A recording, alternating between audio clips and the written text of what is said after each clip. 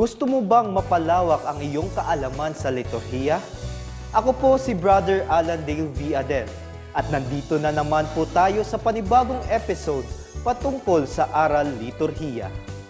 Isa sa mga gawain naming mga seminarista ay pag-aalaga ng mga kagamitan sa ating simbahan. Ang content ng video po natin ngayon ay patungkol kung paano natin iingatan at bigyang halaga ang mga sacred vessels. Ang mga sacred vessels na ito ay mga kagamitan gamit sa pagdiriwang na banal na misa.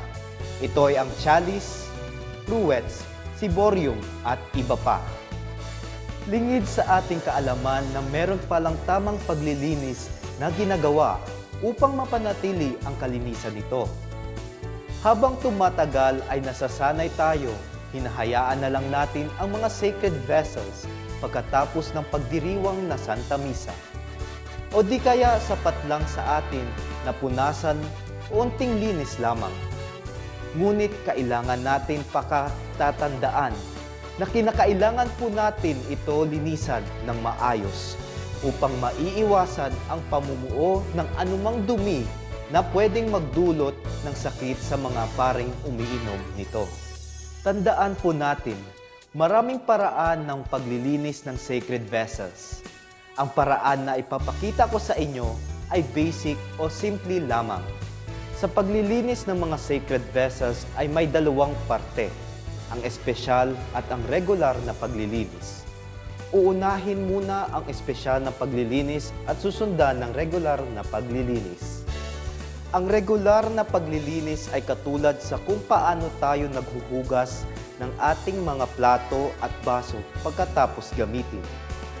Ngunit bago ito ay kailangan muna natin gawin ang espesyal na paglilinis sapagkat ang mga kagamitang ito ang humahawak sa katawan at dugo ni Kristo sa banal na misa. Ano muna ang mga paraang espesyal ng paglilinis? Sa episode na ito, magpapakita ako ng dalawang paraan, ang pagpupunas at ang paglulubog.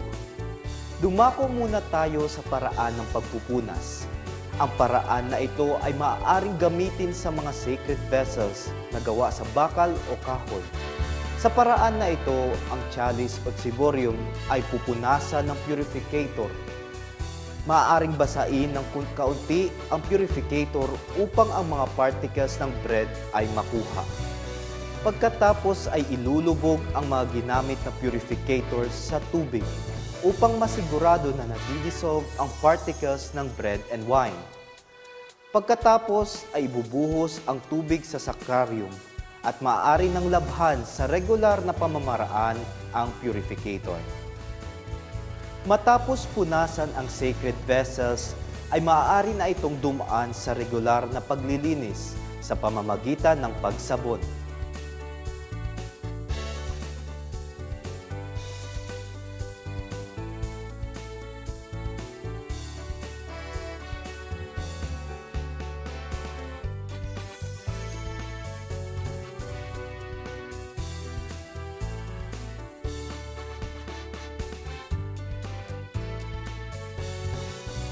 Ang isang paraan naman ay ang paglulubog. Ang paraang ito ay maaaring gawin sa mga sacred vessels na gawa sa bakal. Sa paraan na ito ay ilulubog sa tubig ang mga sacred vessels upang makuha ang lahat ng mga particles ng bread and wine.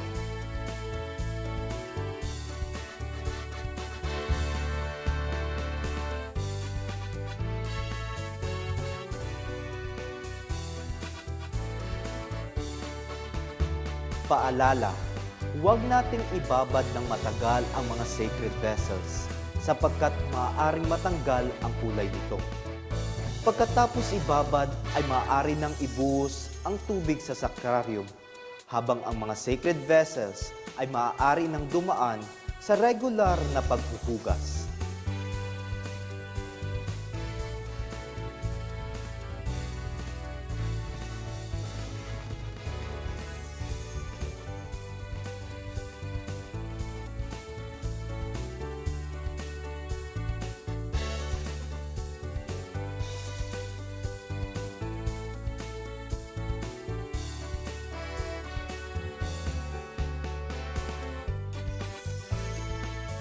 Matapos ang paghugas, tiyakin itong matuyo sa pamamagitan ng pagpunas ng tuyo at malinis na basahan.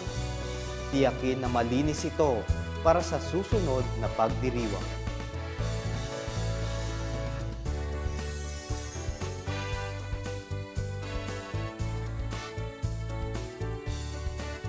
Bukod sa paglilinis, ay bibigyan ko na din kayo ng tips para sa maintenance ng inyong mga sacred vessels. Maaaring gumamit ng metal polish o toothpaste para sa papamanatili ng kinang ng ating mga sacred vessels. Siguraduhin na malinis at walang amoy ng metal polish. Maaari din bigyan ng schedule upang muling ipatubog ang mga sacred vessels upang mapanatili ang kulay nito. Ang pagtubog ay ang paraan ng paglulublob ng mga kagamitang bakal sa pintura tulad ng ginto upang kuminang ito. Bagkus kinakailangan nating panatilihin ang sagrado nitong katangian dahil ito ay hindi ordinaryong bagay. Ito ay mga kasangkapan na ginagamit sa banal na misa na humahawak sa banal na katawan at dugo ni Kristo. Nang ito ay malinisan, maaring ilagay ito sa angkop na lagayan o di kaya sa cabinet para maiwasan ang alikabok at ma-expose sa araw at hangin.